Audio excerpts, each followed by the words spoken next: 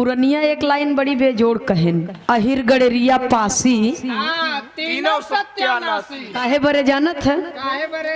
बाबू साहब तनिक चरी बोए रहन, यादव जी पहुँचन भैंस लेके, उन्हन मूड़ी नोचत की आगे बढ़ गईन। करोला पाए के तब ले पाल जी पहुँचन, एक भेड़ी कूदी, सबन सरसराय कूद गईन हुई में, उन्हन पूरा डंठा सहित चबाई डाली, खाली जर बची चरी के। कहा मोर भाई हरा बस करा। तब से पासी बिरादरी अपन सेना लेके पहुँचन। बाबू साहब कहे रहे तो भाई साहब जरिए बची भाई मन खाद छीट दे, पानी डाल दे, कलप या एक गाय रखे है यार, अरे चहरियर खियावे खो जाए। और जब सुअर वाली आई गई खेते में तो उन्हन उठाए के ऐसे कह के कहे, उन्हन जरिए सहित उठाए पलट दी।